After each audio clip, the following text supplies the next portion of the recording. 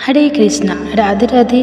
आप सभी का स्वागत है मेरे YouTube चैनल में। आप सभी आज श्रवण कीजिए कामिका एकादशी व्रत की कथा। प्रिय श्रोताओं, कामिका एकादशी की एक ऐसी कथा जो सिर्फ कहानी नहीं, भक्त का एक अनुपम अनुभव है। श्रोताओं, बस एक छोटी सी विनती है, इसे शुरू करने से अंत तक जरूर सुनना, क्योंकि क्या पता कहीं भगवान विष्णु की कृपा अधूरी ना रह जाए। श्रोताओं, सावन का वह सुहाना महीना था। हवा में मिट्टी की सौंधी खुशबू थी। तुलसी के पौधे ओस से भीगे हुए मुस्कुरा रहे थे और मंदिर की घंटियों के टुनटुन में जैसे कोई अदृश्य पुकार हर दिल को भगवान के करीब खींच रही थी। नारियल के पेड़ों के बीच से झांकती धूप, आम के झूलते पत्ते और हर ओर फैली हरियाली, जैसे धरती ने अपना श्रृंगार कर लिया हो। तो श्रोताओं, ऐसे ही पावन वातावरण में आती है कामिका एकादशी। एक अद्भुत तिथि है जो न केवल पापों का नाश करती है, बल्कि मन को प्रभु के प्रेम में लीन कर देती है। लेकिन श्रोताओं, आज जो कथा मैं आपको सुनाने जा रही हूँ वो एक कामिका एकादशी की नहीं है। यह कथा अलौकिक है और इसमें छुपा है एक देवी का समर्पण, एक गांव का विश्वास और भगवान विष्णु, शिव पार्वती और गणेश जी की करुणा। तो चलिए श्रोताओं, सावन की भी हवा में लिपटी इस प्रेमयी कथा की ओर चलते हैं। बहुत समय पहले की बात है। सावन का महीना अपने पूरे श्रृंगार में था। एक छोटा सा गांव था, अंजनपुरी, जहां हर घर के आंगन में तुलसी का पौधा था। हर स्त्री अपने सिर पर केसर चंदन लगाए भगवान को निहारती थी और हर घर में कामिका एकादशी व्रत मानो एक त्यौहार की तरह मनाया जाता था। इसी गांव में रहती थी एक मधुर स्वभाव वाली स्त्री, नाम था धारा। वो कोई साधारण स्त्री नहीं थी। उसका मन साक्षात भगवान विष्णु के चरणों में था, लेकिन उसकी भक्ति केवल विष्णु तक सीमित नहीं थी। हर सोमवार को वो शिव पार्वती की पूजा करती, हर बुधवार को गणेश जी को दुर्वा चढ़ाती और हर एकादशी को लक्ष्मी नारायण को अपने प्राणों से भी प्यारा मानती। धारा के पतिव्रत युद्ध पर पड़े गए थे कई महीनों से और उनका कोई संदेश भी नहीं आया था, मगर धारा ने विश्वास नहीं छोड़ा, वो जरूर लौटेंगे। और रोज तुलसी को जल देती हुई कहती, भगवान विष्णु की शपथ, जब तक मेरी सांसें चलेगी मैं कामिका एकादशी का व्रत करूंगी और एक दिन स्वयं नारायण मेरे द्वार आएंगे। कामिका एकादशी से एक रात पहले सावन की रिमझिम बारिश हो रही थी।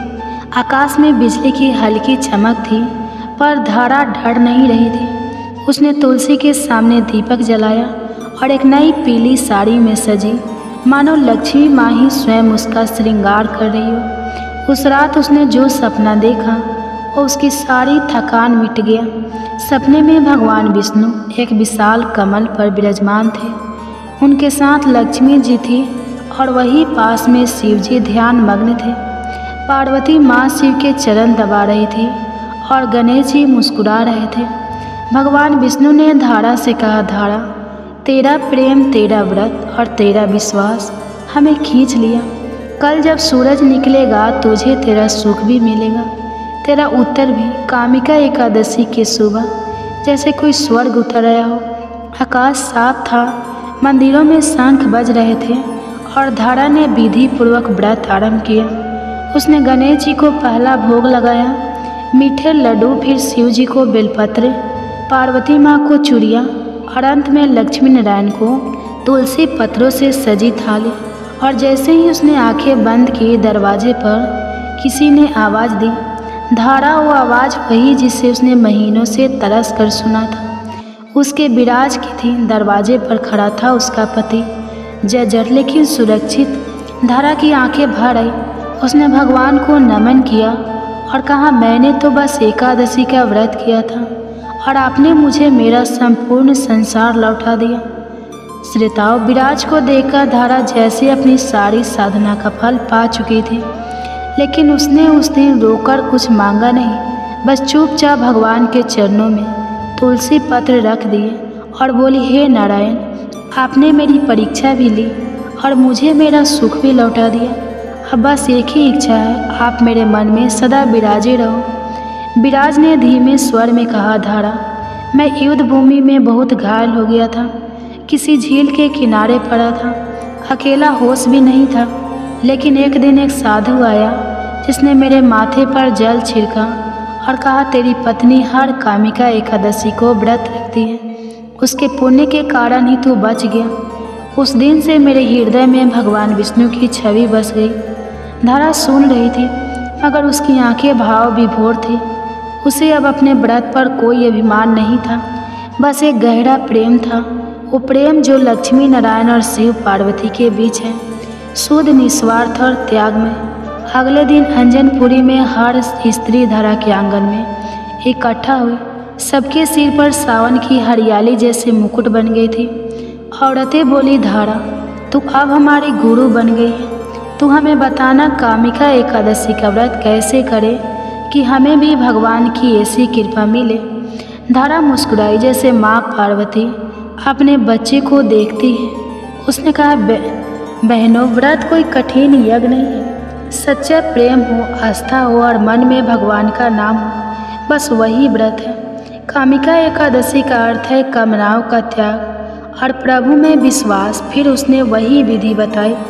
पहले गणेश जी का स्मरण ताकि कोई विघ्न न आए, फिर शिव पार्वती को जल चढ़ाना ताकि मन शुद्ध हो, और फिर लक्ष्मी नारायण की पूजा ताकि आत्मा में दिव्यता उतरे, और अंत में तुलसी माँ को प्रणाम, क्योंकि वही है जो विष्णु तक हर भाव ले जाती है। उसी रात जब धारा दीपक की लौ के सामने बैठी थी, तभी हवा की लहर चली और उसके आंगन में तुलसी के पत्ते ऐसे हिले जैसे कोई अदृश्य आशीर्वाद दे रहा हो। उसने आंखें बंद की और मन के नेत्रों से देखा। भगवान विष्णु लक्ष्मी जी के साथ प्रकट हो रहे थे। शिव जी की मुस्कान थी और गणेश जी धरा के द्वार पर खड़े थे। नारायण बोले, धरा, जब कोई स्त्री पूरे विश्वास से व्रत करती है और अपने भीतर सच्चाई रखती है तो वह स्वयं लक्ष्मी रूपा बन जाती है। तू अब अकेली नहीं है, तू अंजनपुरी की आत्मा है। जो तुझसे सीखेगा उसका जीवन भी सुधरेगा। शिव जी ने कहा, तू सती की भक्ति जैसी निर्मल है। मैं तेरे आंगन में अस्थायी वास करूँगा। और गणेश जी, जिनकी आंखों में हमेशा बाल सुलभ चंचलता होती थी, उन्होंने कहा, तूने हर पूजा में हमें प्रथम स्थान दिया, इसलिए तेरे जीवन में अब कोई विघ्न नहीं आएगा। उस दिन के बाद कामिका एकादशी केवल व्रत नहीं रही, वो बन गई धारा जैसी स्त्रियों के प्रेम की मिसाल। अंजनपुरी की हर स्त्री हर एकादशी को तुलसी को जल देती और अपने व्रत में धारा के नाम की बात करती। जैसी धारा का प्रेम था नारायण में, वैसी ही हमारी श्रद्धा हो। शिव पार्वती का आशीर्वाद अंजनपुरी के हर परिवार में दिखता। कहीं संतान सुख मिला, कहीं रोग मिटा और कहीं बिछड़ा प्रेम वापस लौट आया।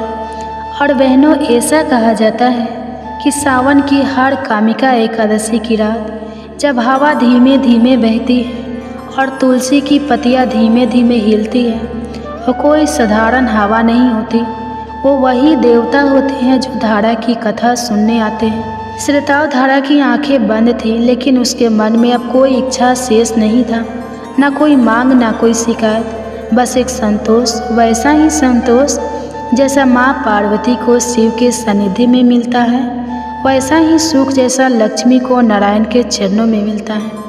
पर श्रोताओं, जहाँ भक्त का अहंकार समाप्त होता है, वहीं से भगवान का कार्य शुरू होता है। अगली सुबह जब धारा पूजा करके तुलसी को जल दे रही थी, तभी आकाश से एक दिव्य ज्योति उतरी और एक दिव्य वाणी गूंजी, धारा, अब तू केवल एक भक्त नहीं रही, अब तू वह माध्यम है जिसके द्वारा हम आपका संदेश पूरे ग्राम में और आगे भी पहुंचाएंगे। तेरे आंगन में अब एक मंदिर बनाना होगा, वो मंदिर जिसमें शिव पार्वती, लक्ष्मी नारायण और गणेश तीनों एक साथ विराजमान होंगे। धारा चौकी नहीं, उसने हाथ जोड़ लिए और कहा, प्रभु, अगर यह आपकी इच्छा है तो मैं अपने प्राणों से भी इस सेवा को निभाऊंगी। अंजनपुरी की स्त्रियां एक एक कर धारा के आंगन में आ पहुंची। कोई फूल लाया, कोई ईंट, कोई चंदन, कोई बेलपत्र। और श्रोताओं, वो मंदिर किसी राजा की सहायता से नहीं, किसी बड़े धन से नहीं, स्त्रियों के हाथों से, प्रेम से और भक्ति से बना। शिवलिंग को गांव की गंगा जैसी शांत नदी से लाया गया। लक्ष्मी नारायण की मूर्ति तुलसी के नीचे बैठकर बनाई गई। मिट्टी, गाय का गोबर और गुलाल से रची हुई वह मूर्ति ऐसी जीवन थी, देखने वाले की आंखें नम हो जाती। और गणेश जी को गांव की सबसे छोटी बच्ची ने गोद से बनाए लड्डू चढ़ाकर पहली बार पूजित किया। मंदिर बनते बनते सावन का आखिरी सोमवार आया और उसी दिन जब पूरे गांव में बांस की बंसुरियां बज रही थी, रक्षाबंधन की तैयारी हो रही थी और हर स्त्री हाथों में मेहंदी रचा रही थी, मंदिर में पहली बार आरती गूंजी। जय लक्ष्मी नारायण, जय शिव शंकर भोलेनाथ, जय गजानन विनायक। उस दिन से धारा को सब देवी माँ कहकर पुकारने लगे। वो कभी किसी के बच्चे को गोद में लेकर मंत्र सिखाती, कभी किसी नवविवाहित को कामिका एकादशी का महत्व समझाती। उसका चेहरा वैसा ही शांत और उज्जवल था जैसे माँ पार्वती तपस्या के बाद होती है। विराज ने अब अपना जीवन सेवा में समर्पित कर दिया था। वो मंदिर के द्वार पर बैठकर हर आने वाले को जल पिलाते और कहते, मैं किसी रानी का पति नहीं, मैं उस स्त्री का सेवक हूँ जिसने अपने व्रतों से मुझे मृत्यु से लौटा लाया। गांव के बच्चे अब खेल खेल में धरा मंदिर कहते और दूर दूर से महिला कामिका एकादशी पर वहाँ आने लगे, कोई सुख मांगने नहीं, बस शांति की तलाश में। श्रोताओं, कामिका एकादशी की एक और रात आई। सावन की हवा में उस दिन कुछ खास था। पूरे मंदिर में फूलों की सजावट थी, गुलाब, बेला, मोगरा और केसर के धागों से सजी दीवारें। हर कोना जैसे खुद बांसुरी बजा रहा था। धारा आरती कर रही थी, एक हाथ में दीपक, दूसरे में घंटी। और तभी फिर वही दिव्य प्रकाश फैली। मंदिर के अंदर 3 दिव्य मूर्तियाँ ऐसे चमकने लगी जैसे साक्षात भगवान उतर आए हों। लक्ष्मी जी मुस्कुरा कर बोली, धारा, तूने हमें सिर्फ पूजा नहीं, अपने जीवन में स्थान दिया। शिवजी बोले, जिसके मन में पवित्रता होती है वहाँ हम बिना बुलाए चले आते हैं। और गणेश जी ने बोला, सुलभ मुस्कान से कहा, अब हर कामिका एकादशी पर जो यहाँ मन से व्रत करेगा उसका जीवन आनंदमय होगा। तो ये थी कामिका एकादशी व्रत की कथा। अब एक और कथा सुनिए। जय श्री राधे कृष्णा। आप सभी को सावन मास के कृष्ण पक्ष की कामिका एकादशी की हार्दिक शुभकामनाएं। आज की इस वीडियो में मैं आपको सुनाने जा रही हूँ कामिका एकादशी व्रत की बड़ी ही दुर्लभ कथा। तो आप सभी भक्तजन इन कथाओं को बड़ी ही श्रद्धा और प्रसन्नचित मन से सुनिए। बोलिए श्री लक्ष्मी नारायण भगवान की जय। कामिका एकादशी को श्रीहरि का सबसे उत्तम व्रत माना जाता है। इस एकादशी की कथा भगवान श्री कृष्ण ने धर्मराज युधिष्ठिर को सुनाई थी। इससे पहले राजा दिलीप को वशिष्ठ मुनि ने सुनाई थी, जिसे सुनकर उन्हें पापों से मुक्ति और अंत में मोक्ष की प्राप्ति हुई थी। धर्मराज युधिष्ठिर भगवान श्री कृष्ण से कहते हैं कि भगवान, मैं आपको कोटि कोटि प्रणाम करता हूँ। मैंने आपके श्रीमुख से आषाढ़ मास के शुक्ल पक्ष में आने वाली देवशयनी एकादशी का महात्म्य सुना। हे मधुसूदन, अब आप मुझे श्रावण मास की कृष्ण पक्ष की एकादशी के बारे में बताइए। तब धर्मराज की यह बात सुनकर मनोहर मुस्कान वाले भगवान श्री कृष्ण कहने लगे, हे धर्मराज, जो प्रश्न अभी अभी तुमने किया है वही प्रश्न लेकर परम शुद्ध भक्त देवर्षि नारद एक बार सृष्टि की रचना यथा श्री ब्रह्मा जी के पास गए थे। उस समय उन दोनों के बीच में जो वार्तालाप हुआ, इसको मैं तुम्हें सुनाता हूँ, तुम ध्यानपूर्वक सुनो। ऐसा कहकर भगवान श्री कृष्ण कथा कहना आरंभ कर देते हैं। भगवान श्री कृष्ण कहने लगे कि हे धर्मराज, एक समय की बात है जब इस चराचर जगत में ब्रह्मा करते हुए भगवान श्री हरि के परम भक्त देवर्षि नारद अपने पिता श्री ब्रह्मा जी के पास पहुँचे। आप तो जानते ही हैं कि नारद मुनि सदा विचलन करते रहते हैं और उनके मन में सदैव कोई ना कोई जिज्ञासा और लोकहित के लिए कोई ना कोई प्रश्न होता है। हाँ, यह भी परम सत्य है कि उनकी प्रश्न सदैव मनुष्य के हित के लिए ही होता है।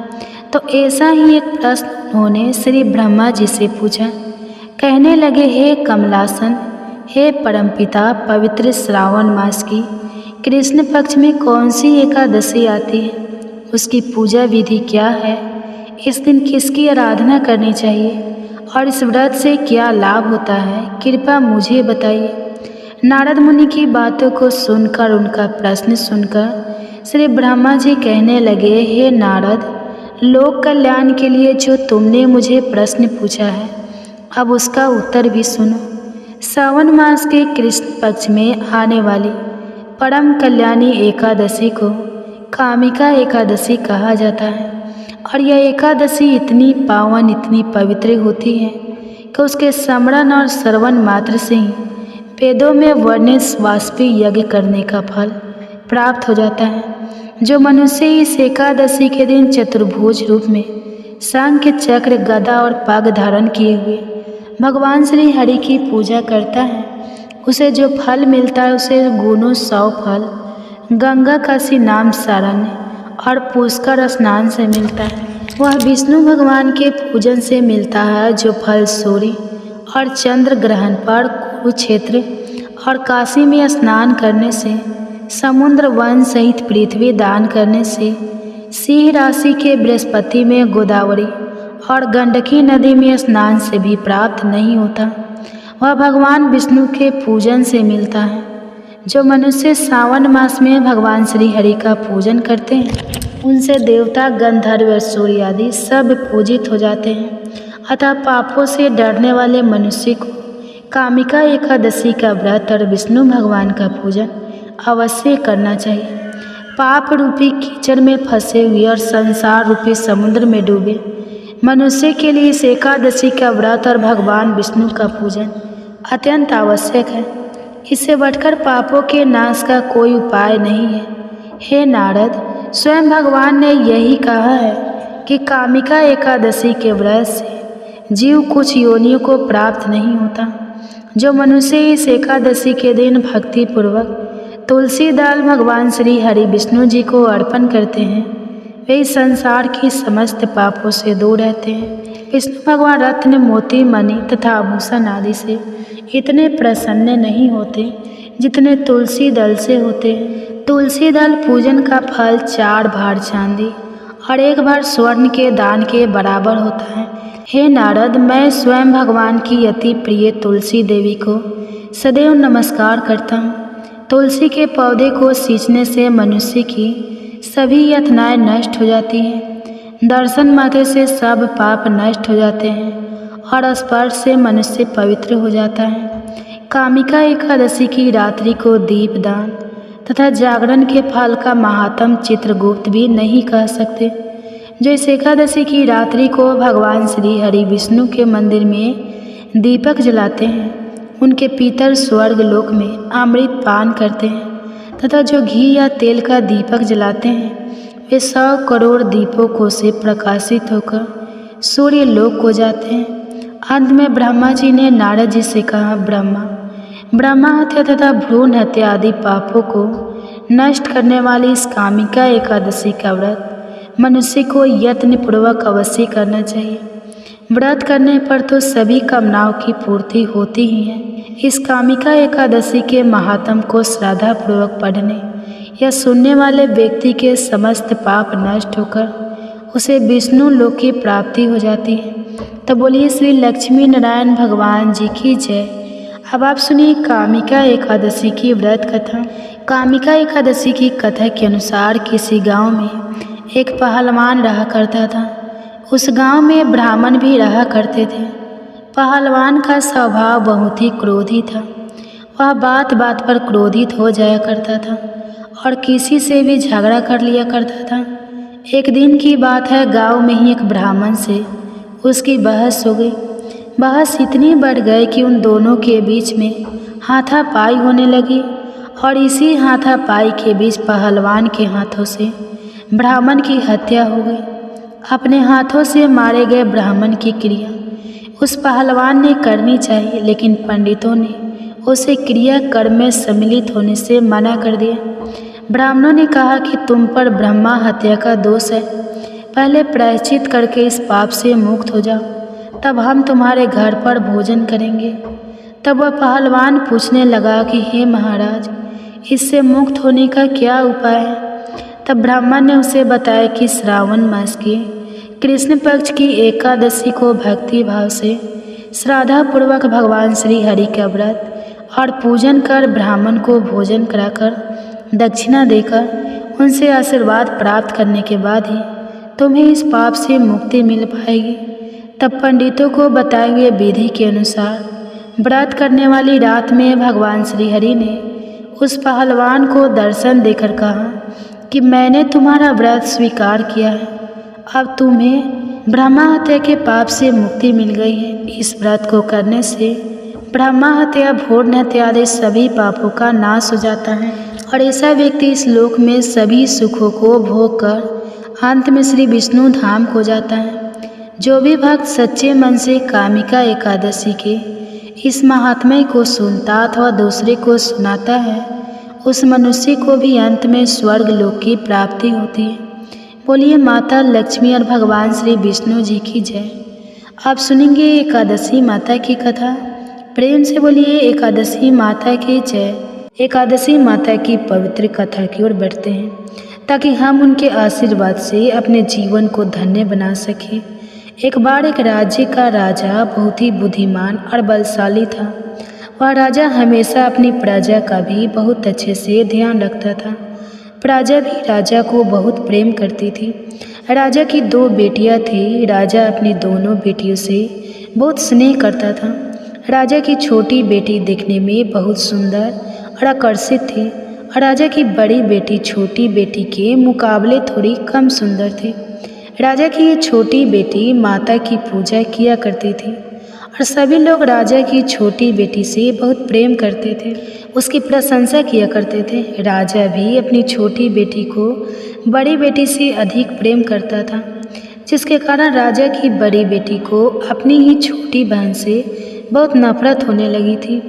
धीरे धीरे समय बीता। दोनों राजकुमारियाँ जब बड़ी हो गई तब पड़ोस के राज्य में रहने वाला एक राजकुमार राजा की बड़ी बेटी के लिए रिश्ता लेकर आया। लेकिन जैसे ही उस राजकुमार की दृष्टि राजा की छोटी बेटी पर पड़ी तो राजकुमार राजा की छोटी बेटी पर आकर्षित हो गया और छोटी बेटी से पहली ही नज़र में प्रेम करने लगा। उस राजकुमार ने अब राजा की बड़ी बेटी के साथ विवाह करने से मना कर दिया। उसने राजा से कहा कि महाराज, मैं तो आपकी छोटी बेटी से ही विवाह करना चाहता हूँ। यह सब देखकर अब तो राजा की बड़ी बेटी अपनी छोटी बहन से बहुत अधिक क्रोधित हो गई। राजा की बड़ी बेटी ने अपनी छोटी बहन को अपना सबसे बड़ा शत्रु मान लिया।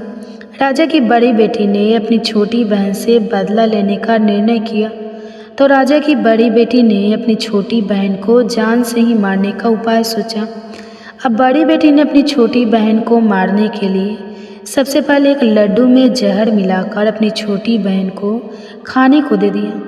छोटी बहन बहुत भोली थी, उसे अपनी बड़ी बहन के षड्यंत्र के बारे में कुछ भी नहीं पता था, तो उसने वह लड्डू खा लिया। लेकिन आश्चर्य की छोटी बहन को लड्डू खाने के बाद भी कुछ नहीं हुआ, तो बड़ी बहन यह सब देखकर बहुत आश्चर्यचकित रह गई। लेकिन अभी बड़ी बहन ने हार नहीं मानी।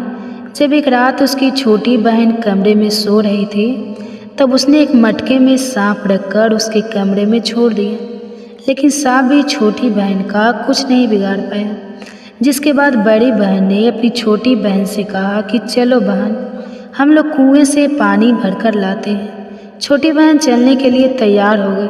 तब पानी भरने बड़ी बहन उसे कुएं के पास ले गई और कुएं में धक्का दिया। लेकिन तब भी छोटी बहन को कुछ नहीं हुआ, क्योंकि हर बार 11 माता उसकी रक्षा कर रही थी।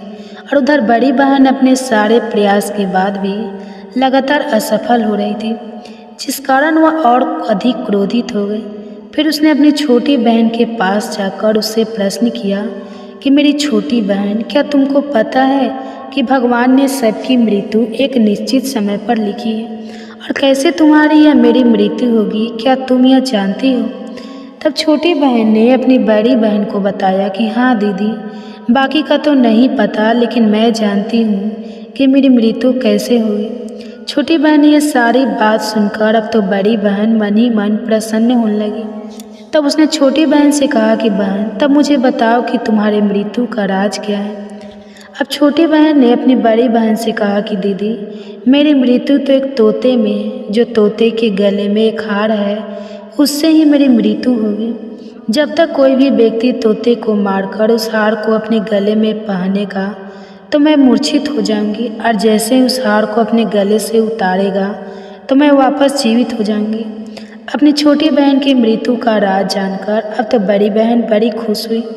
अब उसने अपनी छोटी बहन को मारने के लिए उस पालतू तोते को ढूंढना शुरू कर दिया। उधर छोटी बहन को इस बात का आभास हो गया था कि कोई तो है जो उसकी जान लेना चाहता है, जिसके लिए एक रात वह अपने पिताजी के पास गई और उसने अपने पिताजी से कहा कि पिताजी, मेरी मृत्यु के बाद आप मुझे अपनी पुरानी वाली हवेली में एक पलंग पर लिटाकर छोड़ दीजिएगा। अपनी छोटी बेटी की यह बातें सुनकर राजा बड़ा आश्चर्यचकित हो गया। लेकिन राजा ने अपनी छोटी बेटी से पूछा कि बेटी, तुम ये क्या कह रही हो? तब राजा की छोटी बेटी ने बताया कि पिताजी, समय किसी के लिए नहीं रुकता, क्या पता कब किसको क्या हो जाए, इसका किसी को कुछ नहीं पता। तब राजा ने उससे कहा कि तुम ऐसी बातें क्यों करती हो? 2-3 दिन बाद तो तुम्हारा विवाह होना है। लेकिन छोटी बेटी ने अपने पिताजी को ऐसा ही करने पर मजबूर कर दिया और उनसे वचन भी ले लिया। तब राजा ने अपनी छोटी बेटी की बात स्वीकार कर ली और फिर समय आने पर 2-3 दिन के बाद जब विवाह का समय आया तब राजकुमार बारात लेकर राजा के घर आया। अब राजकुमार और राजा की छोटी बेटी के विवाह की रस्में शुरू हो गई। इधर जैसे ही राजा की छोटी बेटी राजकुमार के साथ फेरे लेने के लिए तैयार हुई तो उसकी बड़ी बहन अपनी छोटी बहन के कमरे में जाकर उसके तोते को पकड़ लेती है और उसे जान से मार देती है। तोते के गले में जो हार था उसको उसने अपने गले में पहन लिया। उधर जैसे ही बड़ी बहन ने उस हार को अपने गले में पहना तो उधर 2 बहन जो केवल 3 फेरे ही ले पाती है, वहीं पर बीच रास्ते में ही गिरकर बेहोश हो गई। जिसके बाद राजा ने बड़े बड़े हकीम वैद्य को बुलाया और अपनी छोटी बेटी का इलाज करने के लिए कहा।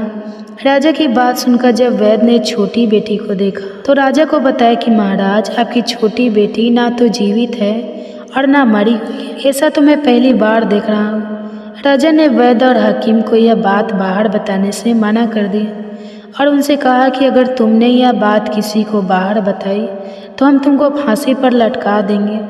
राजा ने अब अपनी छोटी बेटी को पुराने महल में ले जाकर एक पलंग पर लिटा दिया और फिर वहाँ पर कुछ सैनिकों को तैनात कर दिया।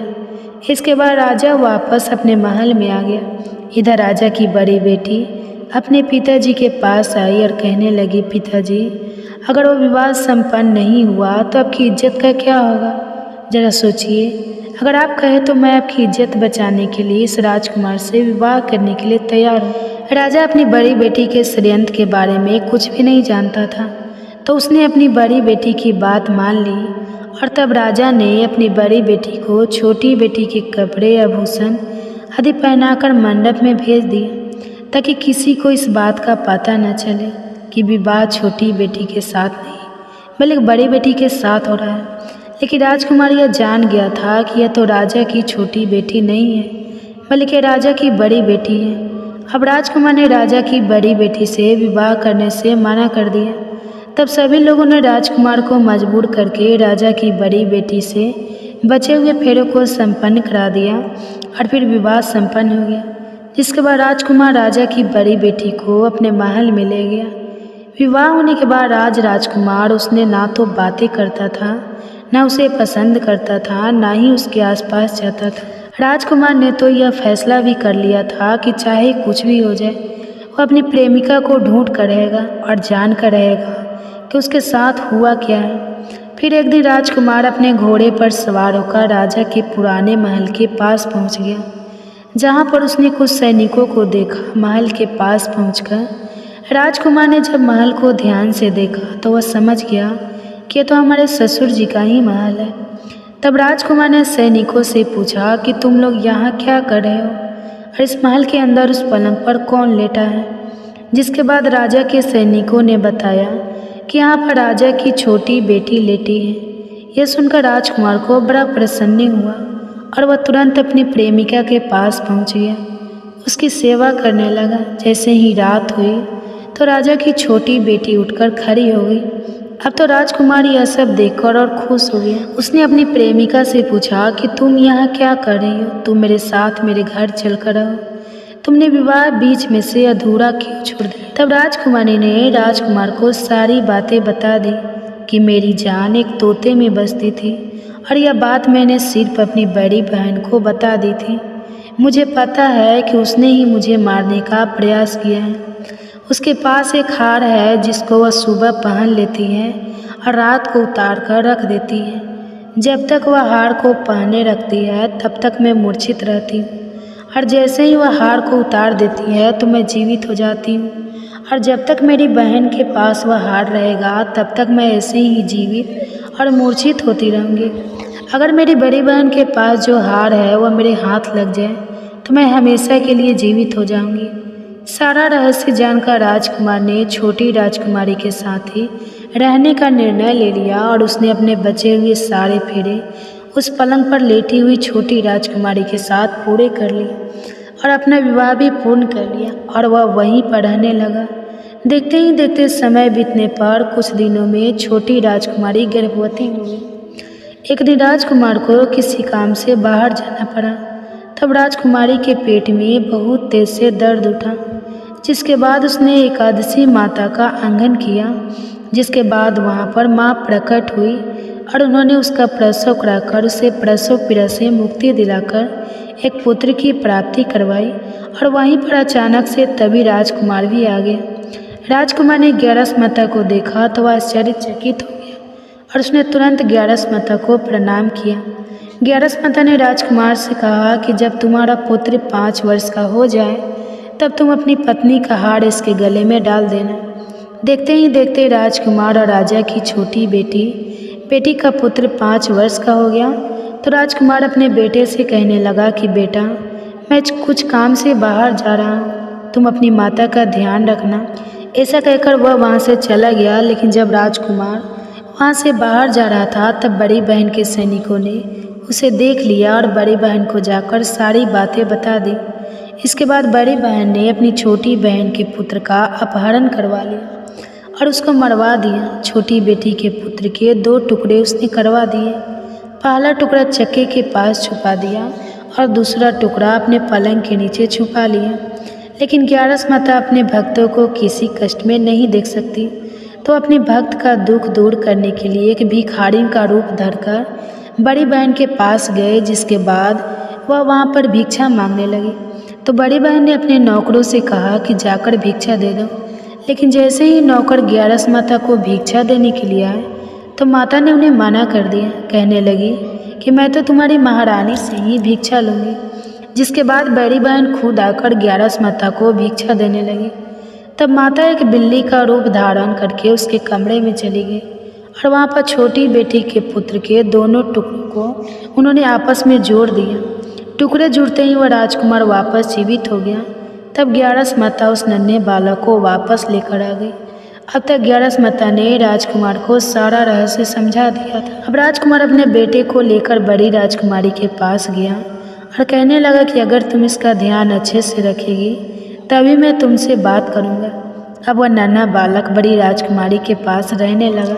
एक दिन राजकुमारी अपने बच्चे से कहने लगा, बेटा आज तुम अपनी माँ से उनके गले का हार मांग लेना। अपने पिता की बात मानकर नन्हा राजकुमार अपनी माँ के पास गया और कहने लगा, माँ मुझे तुम्हारा हार चाहिए। यह सुनकर बड़ी राजकुमारी पहले तो बहुत क्रोधित हुई, पर उसे याद आया कि राजकुमार ने कहा था कि अगर मैं इस बच्चे का ध्यान अच्छे से रखूँगी तो ही वह मुझसे बात करेंगे। जिस कारण उसने अपने गले में पहना हुआ वह हार उस बालक को दे दिया और बालक ने वह हार तुरंत ले जाकर अपने पिता को दे दिया। तभी राजकुमार अपने बेटे को लेकर वहाँ से जाने लगा और अपनी पत्नी से कहने लगा कि मैं आज शाम को तुम्हारे साथ आकर खाना खाऊंगा। ऐसा कहकर वह अपने बेटे को लेकर वहाँ से चला गया। जिसके बाद वह सीधा राजा के पास गया और उन्हें सारी बातें सच सच बता दी। राजा अपनी बड़ी बेटी की सारी करतूतें सुनकर बहुत क्रोधित हुए। साथ ही उन्होंने अपनी ही परवरिश पर दोष भी लगाया और इसके अलावा राजकुमार को अपनी छोटी बेटी के साथ रहने के लिए आदेश दे दिए। इस प्रकार ग्यारस माता की कृपा से राजकुमार और राजा की छोटी बेटी अपने पुत्र के साथ सुखपूर्वक रहने लगे। प्रेम से बोलिए एकादशी माता की जय। सत्य के मार्ग पर चलने वाले धर्मराज युधिष्ठिर के हृदय में एक बार जिज्ञासा उठी। मनी मन स्मरण करने लगे, हे जनार्दन, कौन सा व्रत सभी पापों का नाश करने वाला है? कौन सा उपवास जन्म जन्मांतर के बंधनों को काट सकता है? और किस व्रत को करने से शत्रुओं पर विजय मिलती है? युधिष्ठिर महाराज के मन में उठे इस प्रश्न का उत्तर देने स्वयं भगवान श्री कृष्ण द्वारिका से धर्मराज युधिष्ठिर के महल की ओर